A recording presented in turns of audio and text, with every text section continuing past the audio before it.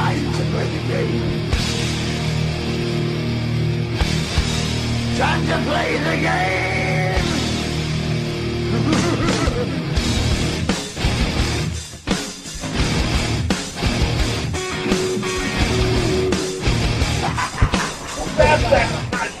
Welcome back, everybody, to Damage 365 Radio.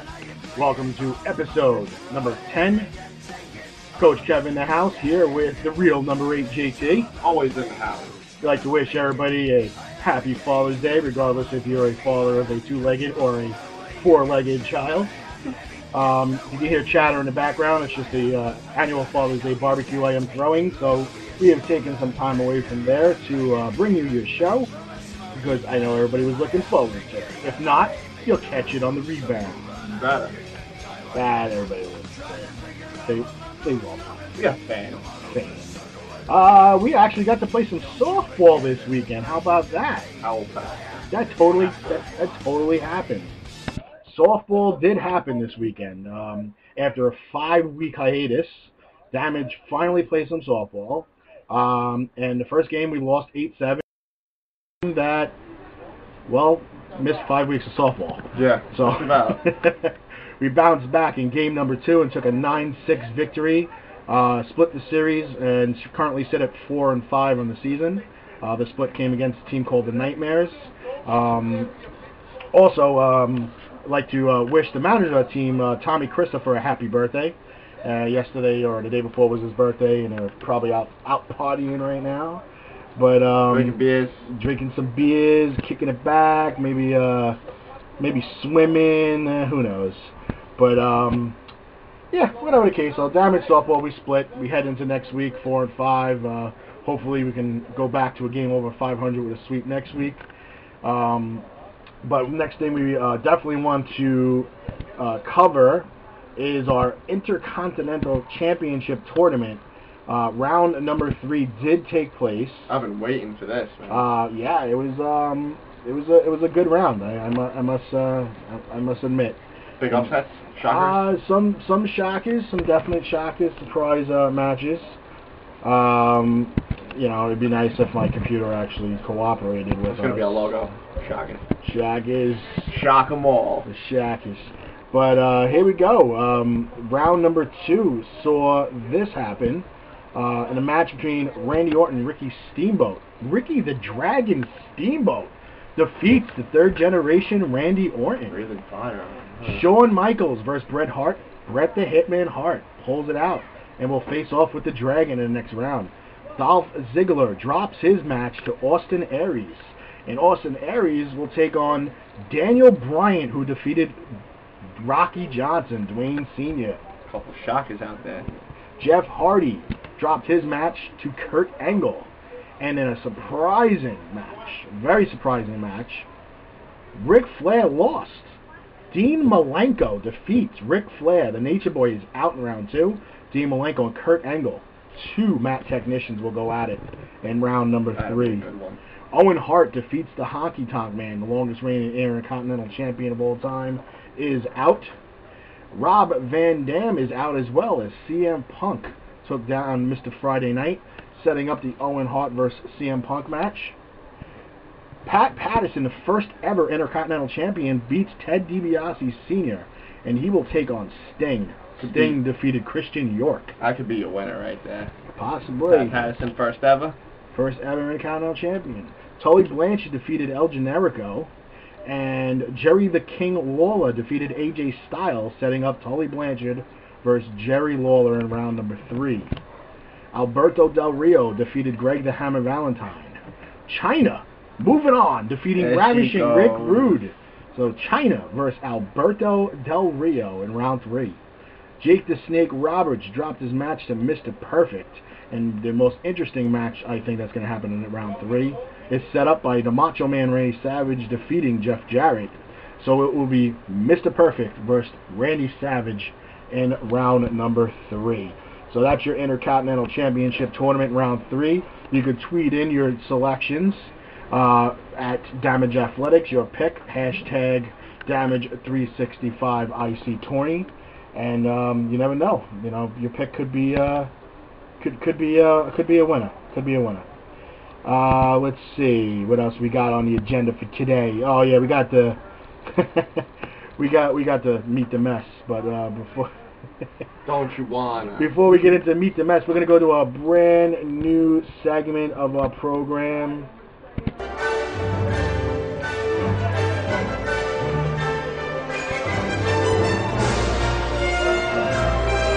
The fans love us. The fans love us. Well, I hope so. We are such a hit. Here, with a brand new segment of the Tory Story, is the real number 8, JT. Take it away. And I'm here to tell you all a story. So everybody sit down, get ready, listen up. Now, once upon a time, the New York Mets were World Series contenders. And then we got this. To quote the famous Dennis Green, they are who we thought they were. And I guess nobody's going to let them off the hook, because the New York Mets have been playing some horrible ball, except for today. Only 6 out of 7 days of the week are they playing horrible. Even when they're off, they're batting horrible. Batting practice. So, guys, please get on the field, practice more. Get to the stadium early. Eat your Wheaties and do something, because I'm an unhappy fan, and I'm sure you have a lot more out there. Okay, and we also have the Stanley Cup Finals to cover. I guess more on a high note, if you're not from New York. The Boston Bruins last night tied the Stanley Cup Finals up 1-1 with an overtime game winner by Daniel Paille with 6:12 left in overtime. Now, I got some interesting facts for you guys about the Stanley Cup, if you care. I mean, that's the first split after 2 games of the Cup Finals since 2004. Guess who? Lightning. Tampa Bay Lightning, coached by former Rangers coach John Tortorella. Wonder where he'll end up. And they played a team from Canada called the Calgary Flames, but we haven't heard of them in a while. Wonder why. And also, with the finals tied 1-1, the Game 3 winner out of 25 years. They're 21-4 in this series since 1939. Do you believe in that? I don't believe in coincidences, so Call that a superstitious person? I believe what I see. Also, the Bruins are 7-2 at home this year in the playoffs, and the Blackhawks are 3-4 on the road. This is this 3rd straight overtime game for the Chicago Blackhawks, and 2 out of 3 ain't bad, but that's what Meatloaf said. I mean, I'm calling Chicago in 6. I mean, they're overpowering Boston early. I mean, outshot them 19-4 in the first period last night. It was ridiculous. Yeah, should have had 2 goals. We've seen teams in the past outshoot other teams and still lose. If I remember correctly, there was a couple of games where the Rangers the Capitals outshot the Rangers, and the Rangers still won the game. Yeah, but I mean. And then again, those guys also block shots. Yeah, you almost got to see it to believe it. I mean, the goalie for Boston, Tuukka Rask, guy's playing out of his mind. Had 33 saves last night. Had about 60 the game before. I mean, these guys played 3 overtimes in that first game. That's over 112 minutes of hockey they played, which is kind of ridiculous. I mean, the fans got that money worth, and just about all of Chicago hung around to see that. Great game. Winner Brandon Saad off the initial shot by Michael Roosevelt, former Ranger, by the way. You know, never hear anything about those guys. Now they're the Rangers, at least. But that's okay. Chicago looks really good out there. I mean, Chris Kelly, he tied it up in the second. That was a good putback. And Chicago should have had 2 goals, but a quick whistle called that off. That's okay. The Blackhawks, they'll come back. And we also have Game 5 tonight of the NBA Finals. To jump into that real fast, King James. Hope you got your big boy pants on. Like I've said before, you got to take one in San Antonio, because if you don't, there's trouble headed for you when you get back home. Tony Parker, he hurt himself, but he'll be all right for Game 5. I'm sure the Spurs will give a better outing than they have to say. I mean, Game 2 and 3, you got Miami winning by 30. Game 3, you got San Antonio winning by 30. It's like you don't know what you're going to get from either of these teams, but it's going to be a good one. It's going to be a slobber knocker, as Jim Ross would say. Well, I'm picking Spurs in 6, Chicago in 6. That's really all I got to say about that. I got Spurs in 6. I got them winning the last game here in San Antonio and the first game back in Miami. I like it. I got the Boston Bruins winning in 7. Huh? Sorry. Bro. Really? Sorry. No. As a Ranger fan, I know you're not happy to hear that. But, Not as a Ranger fan, as a hockey fan. Well, ladies and gentlemen, I hope you enjoyed Mr. Torrey's story. He'll be a weekly segment recapping you on everything, the NBA Finals, Stanley Cup Finals, and whatever's irking him that week. The lovable losers. The lovable losers, well, those are the Cubs, but they're lovable league winning are lovable losers. What's better than the Mets? Oh, speaking about the New York Mets, I'm going to go on a little New York Met rant right now. Attack these men. Okay. What can you say about the New York Mets other than someone hand me the remote? The debacle continues. All right, so we send down 3 players, struggling players. It's fairly understood, right? Struggling, let them go down to the minors, work things out. Right, but then we bring up 3 insignificant and non-impactful players. That makes a lot of sense. Players are ready, the fans and the players. I'm sure you can ask anybody in the clubhouse. They're ready for the Wheelers and the Floreses and the Lutzes and the Monteros of the world. They're ready for these guys. Those are the guys that should have been brought up. Not Neuenhuis, not Satin, not Cowgill. Cowgill has 1 hit since he's returned. Satin is 0 for 3 with 3 strikeouts, and Neuenhuis was batting $170 before he had a walk-off home run earlier today. Okay, so about time. We'll give you a little reprieve for about a minute. But I mean, you're Captain Kirk. Come on, today. I mean, you can't demote 3 MLB caliber players and bring up 3 guys that you can do what? You just taking a look at? A AAA ball club. Okay, then you move Daniel Murphy to first base, which made no sense. They brought up Satin, who's the first baseman. So why would you move Murphy to first base? Leave him at second, where he's been playing very well. He's turned himself into a decent second baseman. And put Satin at first base, where the reason why you moved him, he was a third baseman. You moved him because you signed right to a lifetime contract. I mean, it makes no sense, and this all boils down to you have no faith in your minor league system, and that all comes down to Mr. DePodesta and Sandy Alderson and all those other guys that signed on as our head honchos, and that's what it comes down to, is that these guys are trying to evaluate minor league ball players. And when you bring up guys who already failed at the major league level and you just keep getting them chance after chance after chance, it just shows you have no faith in your minor league system. You're not giving everybody else a shot. Buck was supposed to be keeping the position warm for Deneau. Deneau got hurt. Buck's still playing. But first base, that makes no sense. You're going to send down Ike Davis and you're going to bring up a guy who can't hit? You might as well just keep Ike Davis here. You're not winning. Don't sit here and try to fool me and think like, oh yeah, well we could win with this team. Bull. Absolutely bull. The Mets brass has been so focused on making sure that they drafted arms in the draft, they totally forgot that you can't win a game unless you score. Yeah. And that's where the problem is that they're not hitting. They're not scoring. They're not hitting. It's just an absolute debacle. They can rip off 5 in a row right now, and it's really not going to matter because of the fact that every game is a squeeze your ass cheeks together game. Yeah. Because they're down 2-0, then they're up 3-2, and then you hope the bullpen holds it, then they don't. Then then they fall they within 2 runs, and then the 9th inning someone always hits a solo home run, gets them within 1, and then they lose by 1. They'll always bring the tying run to the plate. I mean, it's just so aggravating. And on the other side of the town, Mark Teixeira's hurt again, hurt his wrist once again. Might need surgery. If he needs surgery, he's out for the season. So all those Yankee fans that sat there saying, oh, can't wait till Teixeira comes back, can't wait, Lyle Overbay, it was great for the time being, but, now that Teixeira's here, guess what? It looks like you got Overbay for the rest of the year, so thank you, lucky stars, that you have a former All-Star backing up an All-Star.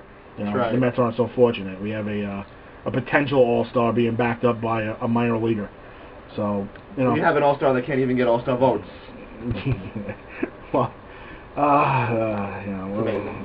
guy in the DL is leading the ballot, the Panda. I can't wait to see Zach Wheeler pitch this week. Yeah, I can't wait. How about he starts after Harvey, so that's 2 games I'm tuning into. I'm tuning into. Day game Harvey, Tuesday. Night game Wheeler. The future of the franchise, pitching 2 games in 1 day. A lot of Met fans are going to be glued to the TV. There's probably going to be a lot of non-Met fans glued to the TV. Yeah. And a lot of scouts are going to be glued to the TV because you never know. I mean, if the Florida Marlins or the Miami Marlins turn around and say, here, you want John Carl Stanton? Give us Wheeler. The Mets might make a bite at that. which I can't really disagree with. I would do that. See, because they have a lot of pitching. They have nobody can hit the ball. So Like, let's get someone who can hit the ball. yeah, he can't hit the ball. They can hit the ball. Speaking about a guy, especially a guy who can hit the ball hard. A guy who can hit it hard. Yeah, that's what I heard. That's what she said. That's what she said. We got some CM Punk rumors. CM Punk. Talk about Willie. There is rumors of him becoming a babyface again, starting a feud with Brock Lesnar. Contract situation might dictate where they're going to go with this. His contract expires in about a year, so what's his future? My guess is that he ain't going nowhere, because where are you going to go? If you leave the WWE, where are you going? You're going to go to TNA? That's a step backwards in your career. You're not going to go back to indie wrestling. That's a step backwards in your career. So he's going to, even though if he's got to fight with them a little bit, he's going to re-sign with WWE. And I can still see this Paul Heyman situation coming in where Brock Lesnar's his guy, CM Punk's his guy. I have a funny feeling that there's going to be a problem with CM Punk versus Jericho this week. Actually, it's tonight at Payback. I think that there's going to be a little animosity between Punk and Heyman, where Punk's going to be pissed off that Heyman spoke on his behalf, agreed to this match, even though it's in Chicago. Whatever the case may be, I think there's going to be a little animosity there. Well, there's always animosity going on with Mr. Paul Heyman. Yeah, absolutely. And I really hope that CM Punk. I don't care about the babyface or the heel. I really don't care. Me neither. I just want him to fight some really good matches against some really good guys. I'm tired of watching him fight the same guys over and over and over. Yeah, he came a long way. He's a good performer. I don't want to see any more CM Punk Cena matches. No, me neither. I don't want to see any more CM Punk Ryback matches. I don't want to see any CM Punk Randy Orton. I don't want to see him fight The Undertaker. I want to see him fight some guys. I would love to see him get into a huge battle with Daniel Bryan. Huge battle with Daniel Bryan. And the two of them fight it out either for the WWE Championship or even the Intercontinental Championship. Bring some prestige back to the belt, which moves me on to the next part of this segment. Has anybody been watching Daniel Bryan? Guy gets popped from the crowd. He's got the largest crowd pop I think I've ever seen. Like, not only just before the match, during the match, after the match. When the guy just pokes his head out of the dressing room. I mean, it's crazy. He's in beast mode, too. And I'm not even talking about the fact that he looks like a goat. But he's in absolute beast mode. I mean, he's at a whole new level ever since they started this weak link storyline. So he's been really, really, really fun to watch. And, I would love to, again, get him to get into an Intercontinental Championship run. Bring some significance back to this title. Have him first. I would love to see him go after Curtis Axel. That would be great. Curtis Axel, who I think is going to win the Intercontinental Championship tonight in Payback in the three-way match. And I would love to see Daniel Bryan get into a battle with Curtis Axel for the Intercontinental Championship, even though a lot of people are saying that Daniel Bryan is next to take on Cena for the WWF Championship, which just means if that's the case, then Cena's going to win tonight, and then you wasted the whole lead up to this with Ryback, and how many times can you beef Ryback up and then drag him back down, and before you know it, this guy's not going to get any pop from the crowd. He's not going to have anything. Well, maybe they're gonna put Daniel Bryan over. I mean, let Ryback, he'll take the loss tonight, take a seat back. And then they'll start something between Ryback and Daniel Bryan. Or you can just have Ryback win tonight, win the title. Then in the next pay-per-view, leading up to that, you have Daniel Bryan getting into a battle with Ryback. Daniel Bryan eventually winning the title, setting up Daniel Bryan and Cena again down the road. But again, it's Cena's just turning into the next Hulk Hogan. It's like the guy has to have the title. The guy has to be the center of attention. The guy has to be the moneymaker. It's just getting boring because anytime there's a title match involved, and it involves John Cena, he always wins. I know. It's getting old for me too. It's like I don't even want to. Anytime there's a title match, he always wins, and it's just like enough's enough. I mean, come on. So break it down, Cena. I don't know, but there's a couple of cool Family Guy clips I wanted to play about getting back to the New York Mets. That we like to call it because it's sad. I'd rather talk about the Mets than talk about him. I mean, the Mets losing are old, but John Cena. This is fun though. Because so far, Halloween's a bigger letdown than being a Mets fan. Opening day, and here's the first pitch, and the season's over. Yeah, sounds about right. That's it. Oh my God, I love that. And I love this one's funny too. Sheesh, Lois, look at the garbage those damn leafers dumped on our lawn. New York Post, New York Magazine, the New York Mets. Peter, I'm sick and tired of hearing you whine about the leafers. That's so true. The best is just a pile of ball players sitting on the front lawn. It's so true.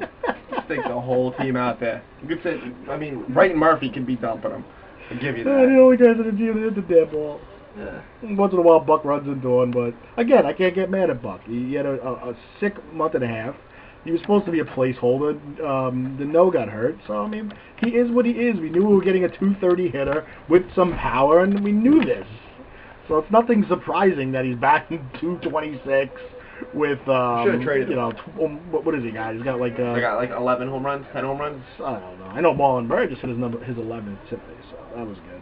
But that was pretty. Guys putting up numbers. I'm with the Birdman. The Birdman. Marlo. That's his nickname, Marlo. Marlo? Yeah, Marlo. Marlo is me. All right, we want to get some birthday wishes out there. As earlier we announced, Tommy Christopher of the Nightmares. Happy birthday, Tommy. Happy birthday, Tommy. Happy birthday, Cat Ryan. Happy birthday, Cat. Yeah, you're in Florida, so we don't even get to hang out with you. You suck. We will send you a postcard. So, but I did text her at midnight last night, let her know the happy birthday. She said that was the first one she got, so she was kind of happy. I also want to wish a happy birthday to Mickey Lambert, a former co-worker with me at Major League Baseball. Big Met fan. Happy birthday, Mickey. I think he's 37 today. And happy Father's Day to Mickey, because he was also dad. So, happy Father's Day to everybody. You know, we had a Mother's Day show, so now we got a Father's Day show. You know, my dad's is waiting downstairs to hang out and get his gifts. So we're probably going to cut the show a little early today because, you know, it is a holiday. And we got to get our grub on. Yeah, man, there's dessert waiting for me. You don't understand. We got the best marinade. We got dessert. We got grilled pineapples. You know about that. Well, you know, that's what happens when, you know, you got the cook of cooks, you know, the natural of the grill. And wait, some music coming from center field somewhere. Huh? Whoa. What's that? I mentioned the natural of the grill, and I come with theme music. That's amazing. Took the words out of my mouth. That is totally amazing. The grill, man. The grill, man. So everybody enjoyed, and I know everybody enjoyed because there's no food left. So. That's right. Never leave a drop. Nothing left. If you do, you aren't told well. That's right. Oh, that music means it's time to go. Which means you don't gotta go home, but you can't stay here. That's right. Ladies and gentlemen, tomorrow is Monday, and I want everybody to enjoy their day back at work after their nice Father's Day weekend. Next Saturday, Damage Softball, 8 and 10 at Wagner College versus the Benchwarmers. I don't want to seem cocky, but this is no reason why we shouldn't be 5 and 4 after this week. We're getting off the schneid, fellas. We're on the schneid. We're coming hard. We're coming strong. We're coming as a team. All right, folks. Take care. We'll see you next week. Later.